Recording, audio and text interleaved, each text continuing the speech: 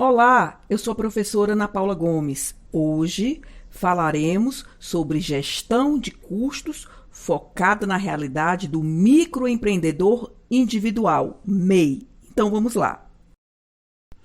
E se ainda não está inscrito no canal, peço que o faça e ative o sino de notificação.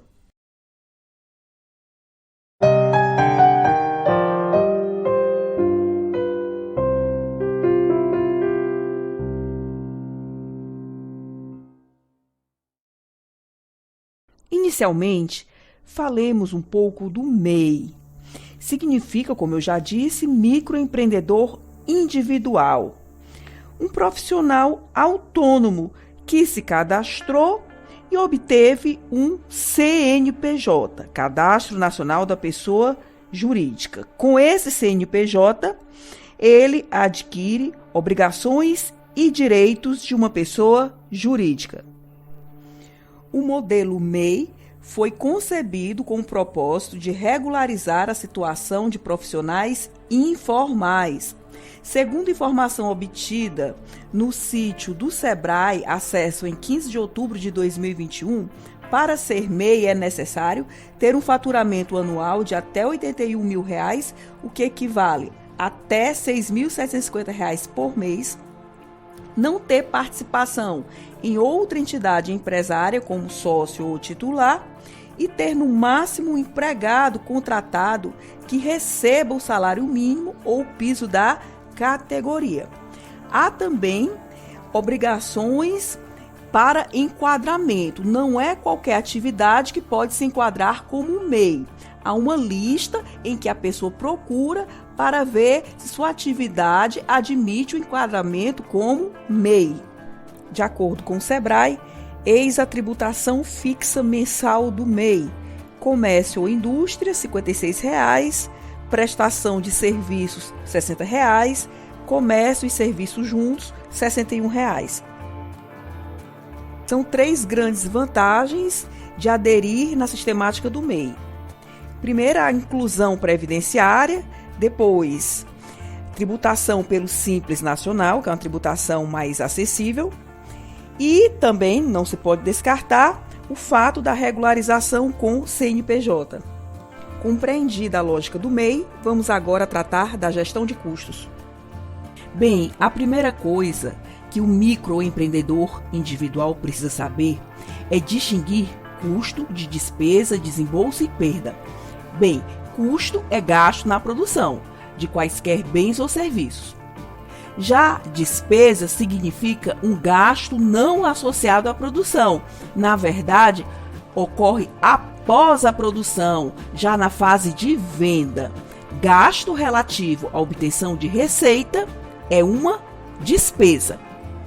Atenção, a entidade incorre em despesa não porque quer. Quem quer ter despesa? Mas ela incorre nesse tipo de gasto porque precisa obter receita. Já desembolso é um simples pagamento e perda é um bem ou serviço consumido de forma anormal. Portanto, cabe ao empreendedor envidar esforços para minimizar as perdas na produção. Nem sempre é fácil distinguir custo de despesa. Quanto aos valores irrisórios, trate como despesa. Custo, como já disse, é gasto na produção. Esse gasto na produção pode ser direto ou indireto. Custo direto, identificado imediatamente a cada produto fabricado. Exemplos: material direto e mão de obra direta. Custo indireto: para chegar ao produto precisa de rateio. Exemplo: salário do supervisor que atua em diferentes linhas de produção. Mais para frente a gente volta a falar disso.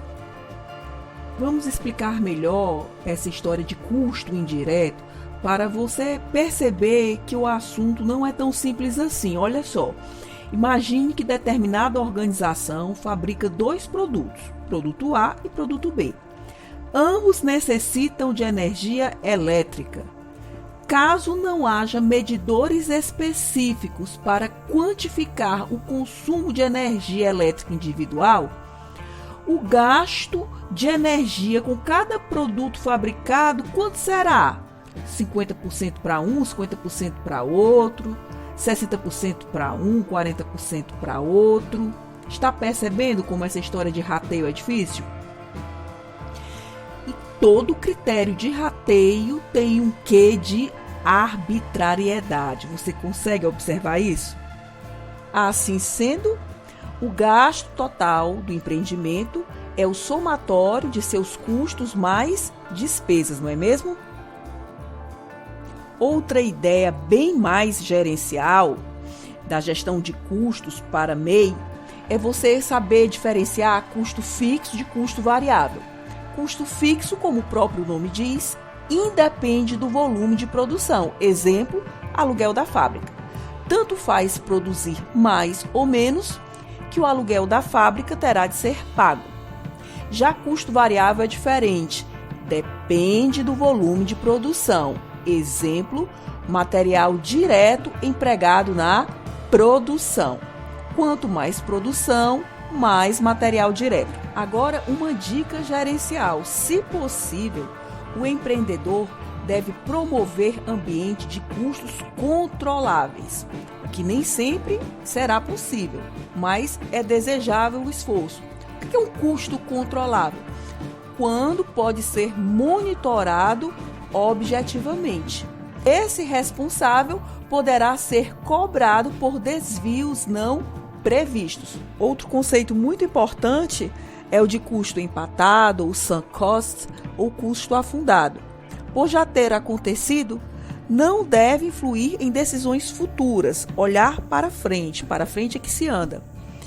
Falei várias vezes de material direto e agora eu vou explicar melhor. São materiais utilizados no processo de fabricação, a exemplo de matérias-primas, embalagens, componentes adquiridos prontos, ou seja, tudo que for utilizado no processo de produção.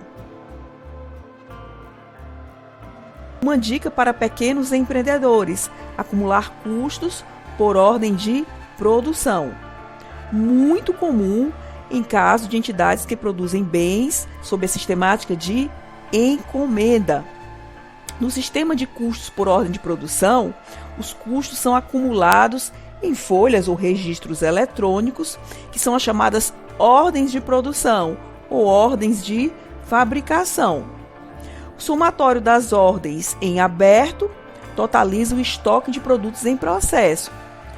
Quando os produtos são completados, as ordens são encerradas e os custos transferidos para o estoque de produtos acabados. E aqui você tem uma visão completa do custo da produção acabada. Agora, um exemplo de cálculo do custo.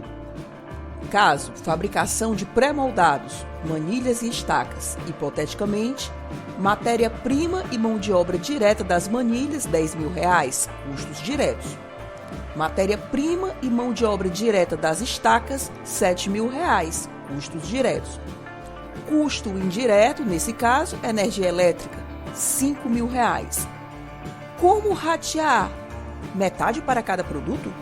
É muito importante que você saiba calcular adequadamente o custo da produção, que nada mais é que o somatório dos custos diretos e indiretos. A partir daí, você definirá adequadamente o preço de venda, que tem que levar em conta, como eu já disse, os custos da produção, a margem de lucro e as despesas que naturalmente ocorrerão por ocasião da venda.